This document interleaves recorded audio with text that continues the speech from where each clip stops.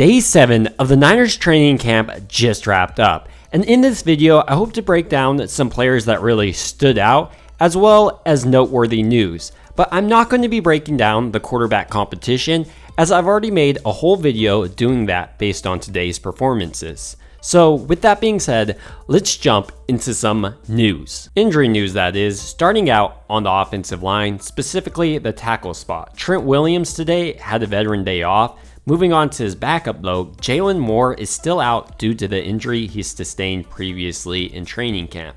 He was seen moving on the field, but that left today Leroy Watson, the former tight end, to play left tackle, and today he did well. He held up well in pass protection as well as in the run game. Another player that was injured on the offensive line was Aaron Banks. He missed practice today because of concussion protocol. This meant that Jason Poe, the undrafted free agent from last year that frankly surprised a lot of people, was able to start today. And today, facing the best interior defensive lineman, Javon Hargrave, Poe did fantastic. He was solid in pass protection and also got movement in the run game. I'm excited to see Poe's development during this last offseason as well as his rookie year. He worked out with Trent Williams. Despite the offensive line not being fully healthy, today they performed more than adequately. Moving on to the running backs, and someone who also missed today's practice, Elijah Mitchell missed his second straight practice with an abductor strain.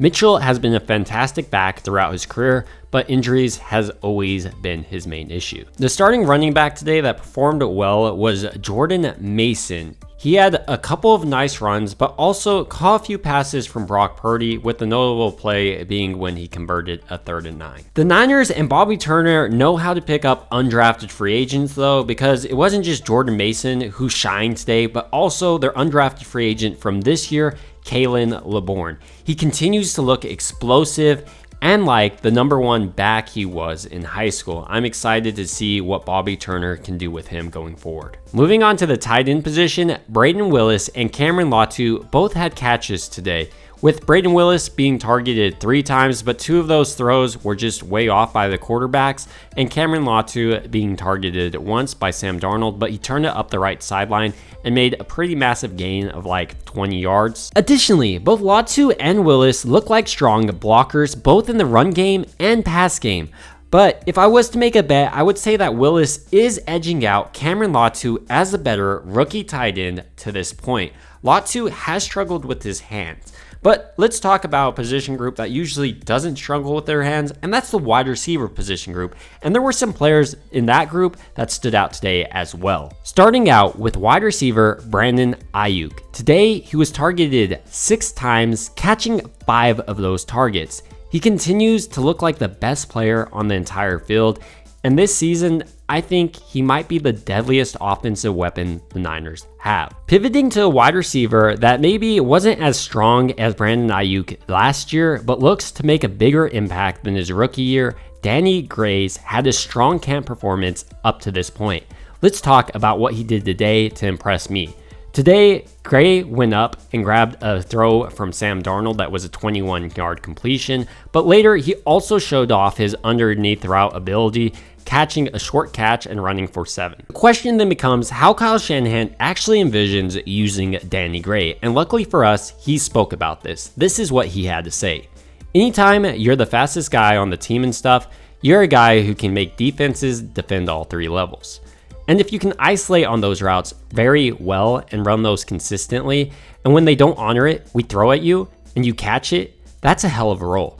And if you can own that, he's got the advantage with that because of his 40-yard time. Moving off their speedster Danny Gray and onto their rookie 7th round pick, Ronnie Bell, he was able to make his 4th snag of training camp up to this point. These were some of the players that really stuck out on the offensive side of the ball. So moving on to the defensive side of the ball, there was also a speedster who was ready to shine, and that was linebacker D. Winters from TCU. He ran his 40-yard time in 4.4 seconds, which is blistering fast for a linebacker. And today, he continues to look like the player that John Lynch compared him to, Dre Greenlaw. He picked off Trey Lance dropping into deep zone coverage today. He had a hook zone area, and Trey Lance tried to fit it over the top, but D. Winters wasn't having it and picked him off. Winters looks like he's in competition for that third linebacking role with Oren Burks and Marcelino McCrary-Ball. And the Niners are fantastic at drafting these linebackers. And I mean, even Jalen Graham has looked solid throughout training camp. Speaking about the defense, let's move on to the secondary, specifically the cornerback position. Samuel Womack has continued his extremely strong camp. Today, when Brock Purdy targeted Deebo Samuel deep down the field, Samuel Womack was able to actually break up this pass. Womack is a guy I'm extremely excited for his development, and today he was able to take first string snaps. Ambry Thomas, despite his recent strong showings in training camp, didn't perform up to expectations today, giving up 2 large catches to Juwan Jennings and Tay Martin. Moving off the cornerback position and to the safety position in the secondary group, the player that really impressed me today was rookie Jair Brown out of Penn State. He was constantly around the ball in the run game, and I continue to expect him to do this during preseason.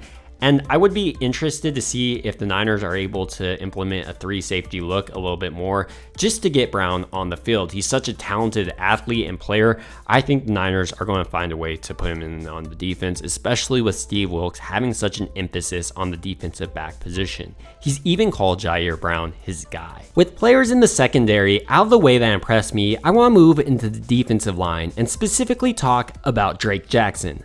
Throughout this camp, Jackson has looked strong and maybe even quicker than he did his rookie year. And these things have been shown on tape. He's getting to the quarterback more frequently on sacks, but also has demonstrated a unique ability to cover players deep down the field. But in today's practice, we're going to talk about what Drake Jackson really specializes in, and that's getting to the quarterback. He broke through the offensive line on a play and would have sacked Purdy. This was a fantastic play by Jackson, and I expect him to be the bookend opposite of Nick Bosa. But another player that impressed on the defensive line today that I highlighted in previous videos was Kerry Hyder. He was able to apply a pressure on Lance that led Lance to throw away the ball. Moving on to maybe the negative part about the defensive line today, Nick Bosa still remains a contract holdout. The Niners need to get a deal done with him and get the former Defensive Player of the Year out there on training camp.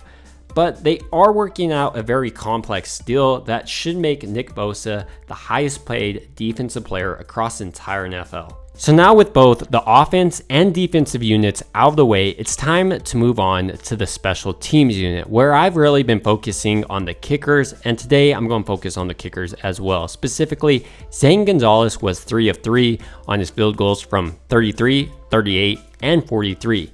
In comparison, Jake Moody did not attempt any kicks today. These are the things that just stood out to me on offense, defense, and special teams for the San Francisco 49ers during day 7 of their training camp, and I'd love to hear what stood out to you down below in the comment section.